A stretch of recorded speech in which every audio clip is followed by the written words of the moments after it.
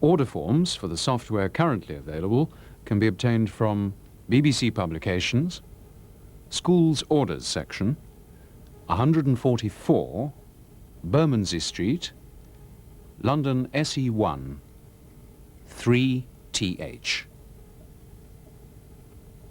Further details can be found in the leaflet sent to schools at the beginning of term.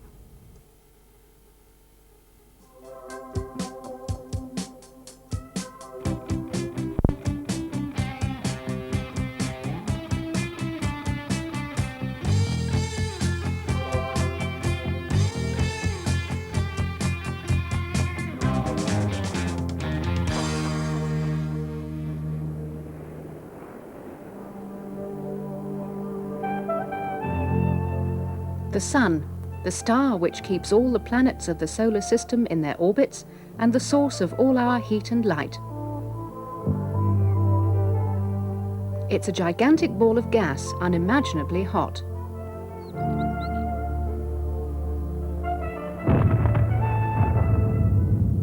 Storms rage constantly on its surface, sending out enormous explosions of superhot gas called solar flares, reaching millions of kilometers into space. Less visible parts of the Sun's atmosphere interact with our atmosphere, causing electrical storms. Naturally, scientists keep the closest possible watch on solar happenings.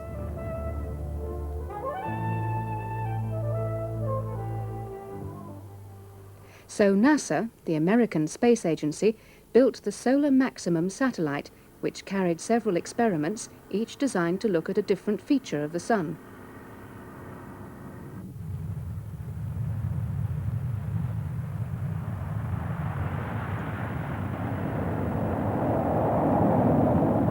The satellite was launched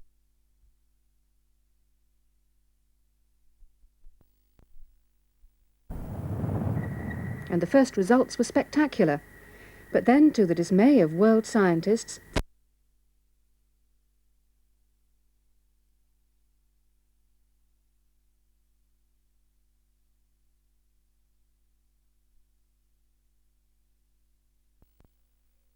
all was not lost. This satellite had been designed so that it could be repaired in space. And that was one of the jobs NASA had always planned for its space shuttle. So the Solar Maximum repair mission began to take shape.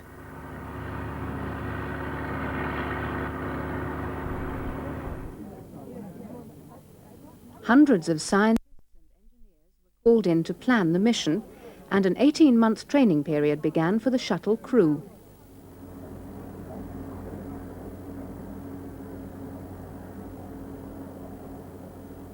The crew rehearsed all the stages of the mission.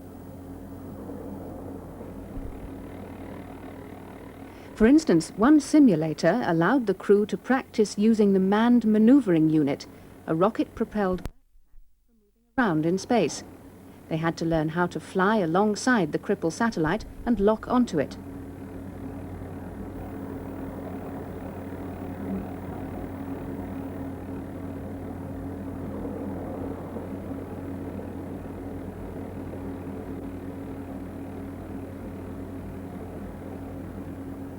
A huge water tank contained a full-sized mock-up of the shuttle.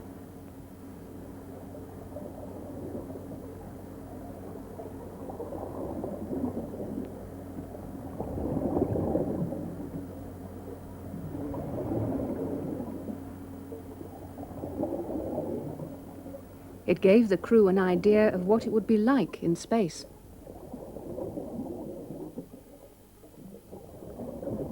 The astronauts were fitted with weights to balance the water's upthrust on every part of their bodies, so they felt weightless, as they would in orbit.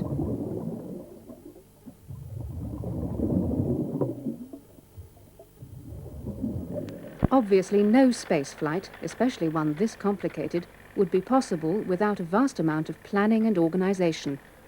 In another simulator, with outside views provided by computer graphics, the astronauts practiced controlling the equipment in the shuttle. Computers were everywhere, both in the shuttle and on the ground. These are thousands of times more powerful than the best micros. The maths of spaceflight are very complicated indeed. And yet some of the most important ideas were put forward over 250 years ago by Sir Isaac Newton. Newton would have seen firework rockets, but could never have imagined anything like the shuttle on the launch pad. 7, 6, 5, 3, 2, 1, 0. But he could have given a good scientific commentary of the liftoff. 5, 6, 7, 8, 9, He would have explained the way the rocket works by describing what happens when a gun fires. The gun doesn't stay still. The explosion, which pushes the shell forwards, also pushes the gun backwards. The gun recoils. The shell moves one way, the gun the other. The same thing would happen without a shell as long as there was an explosion. The gun would recoil. Sir Isaac Newton would probably think of the rocket as being like the gun firing constantly downwards and recoiling constantly upwards.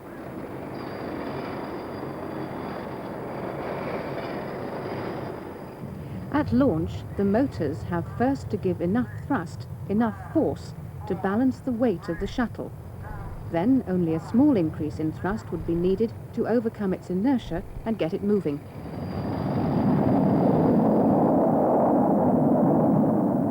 At first, the shuttle moves slowly, but then it picks up speed. The motor continues to push the shuttle faster and faster.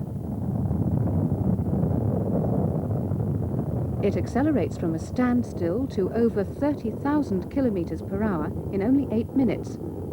As it uses up fuel, the mass decreases, and so the acceleration increases.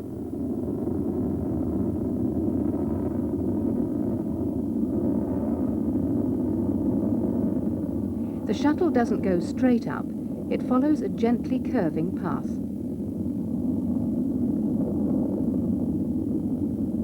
After 2 minutes, the boosters are almost used up and will fall away. Soon the shuttle will have to rely solely on its own engines, but its mass has been greatly reduced by burning fuel, so less thrust is needed to keep it accelerating.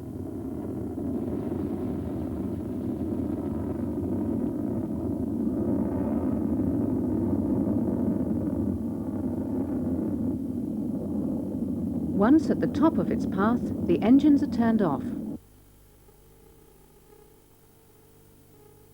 But it doesn't fall back again.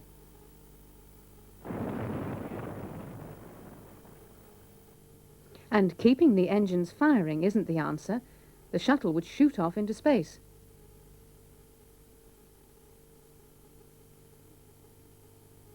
When the engine's turned off, the shuttle does begin to fall, but the surface of the Earth is curved. As the shuttle falls towards the surface falls away from it. That's why being in orbit is called being in free fall.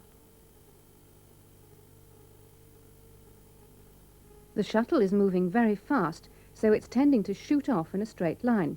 It doesn't because the Earth's pull, gravity, keeps pulling it round.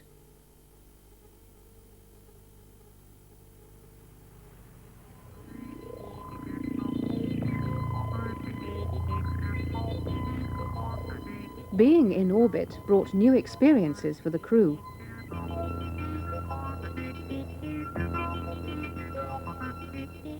In free fall, everything behaves as if gravity had been switched off, as if everything was weightless.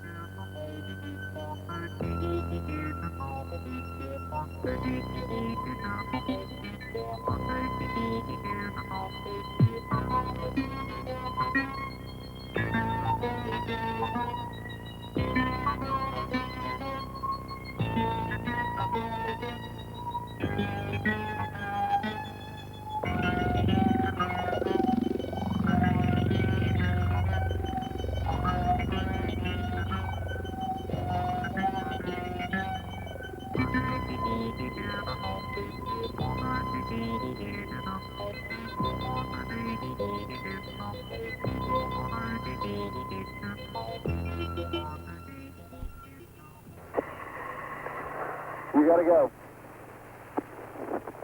Again.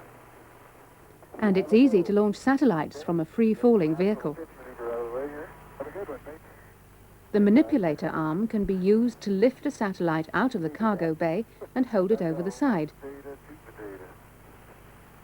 And I did get the chattering.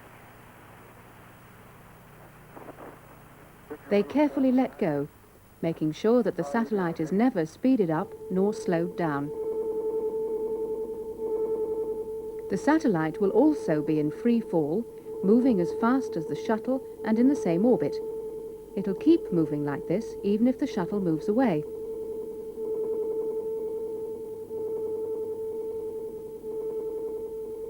The damaged Solar Maximum satellite was in a much higher orbit. To get into that higher orbit, a small engine in the shuttle was fired, giving the shuttle a forward push and speeding it up. The result was that it spiraled outwards into a higher orbit. Then came one of the most delicate parts of the mission. The pilot had to maneuver the shuttle alongside the stricken satellite. Small adjustments to the height of the orbit and the position in the orbit can be made using small thrusters. To the astronauts, free falling with the ship, it seems that when a thruster is fired, the shuttle moves off in the opposite direction and continues moving until an opposite thruster is fired. To move back, that thruster has to be fired again. And the original thruster seems to bring the shuttle to a halt. The same technique is used for movement in other directions. Yeah, I sure do, mate. Start. Stop.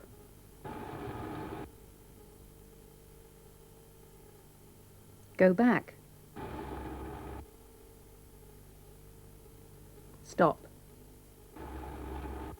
The shuttle and the satellite are hurtling round in orbit. By careful use of the thrusters, the pilot maneuvered the shuttle to within 100 meters of the satellite. The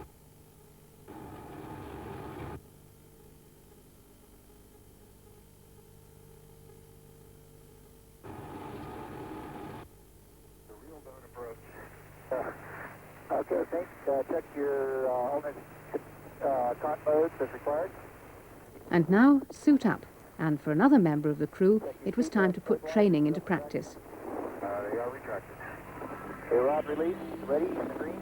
33. Helmet lights on. Helmet lights are on. And your front. To get to the satellite and to make small changes to it, the astronaut had the MMU, the Manned Maneuvering Unit. Ready.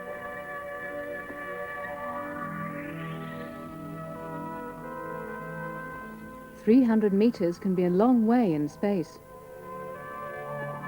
The MMU is maneuvered by very tiny thrusters, but in the same way as the shuttle. Okay, Pink is sitting out there at about 140 feet at this time. Good. He had no sensation of hurtling round in orbit. He felt as if he was floating weightless and using the MMU to move around.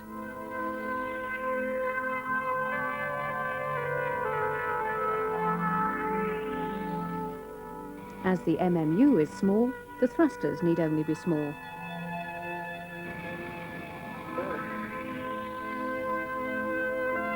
You're looking good there, Pink. Still, the astronaut had to use the thrusters gently. Too much or in the wrong direction, and he would have pushed himself dangerously off course. Everything had to be working perfectly before setting off to the satellite. Looks like we might need to come up. The problem was that the satellite was rotating.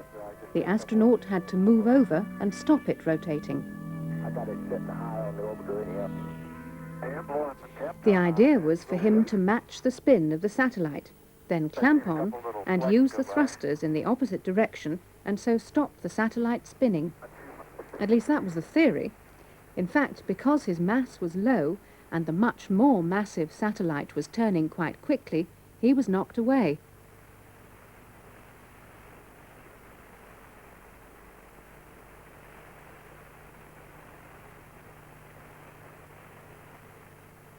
In desperation, he tried applying the force from further out. on the end of the solar panels, hoping to get a larger turning effect. He managed to slow the spin, but couldn't stop it.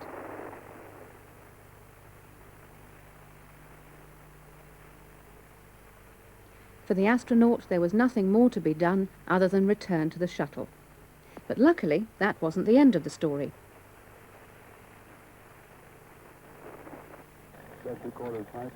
The mission controllers back on Earth could now try the satellite's own thrusters.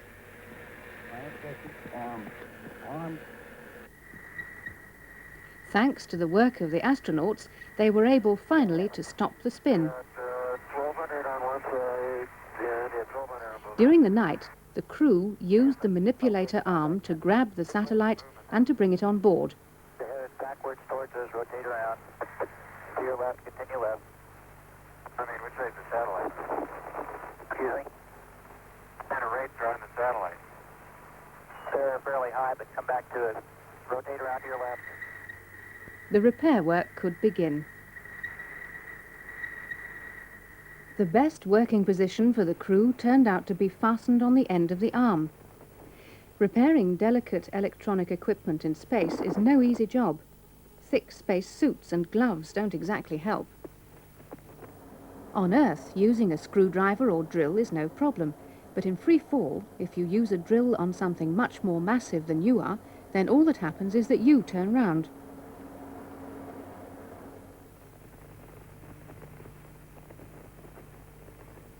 To stop that happening, the astronaut's feet were firmly fixed to the platform on the end of the arm. Get my pitch squared away, I'll go in and down. After many hours of hard, dedicated work, the replacement components were fitted and repairs complete. A final look around on the end of the arm was needed to check everything.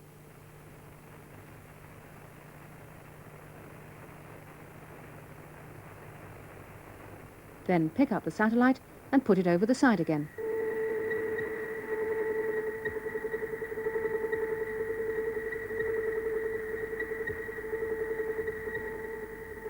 And let go. The scientists back on Earth put the satellite through its paces. Everything worked perfectly. For the crew, it was time to think about returning to Earth. The shuttle was turned around and the rocket fired. A force in that direction slowed the shuttle down. The shuttle began to fall earthwards. Cabin checks were completed.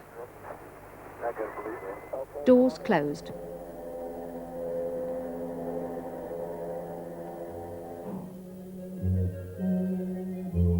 Had the repairs not been successful, the satellite would have been brought back to Earth in the cargo bay.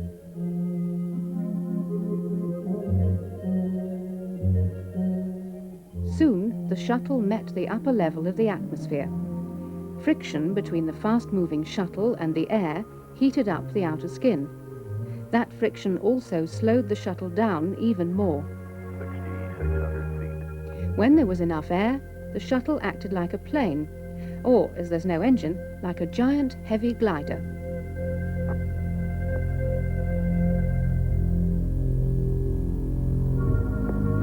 The force of the air pushing on the wings or the tail meant that the pilot could control the shuttle, maneuver it towards the landing strip, and the end of what turned out to be a most successful mission.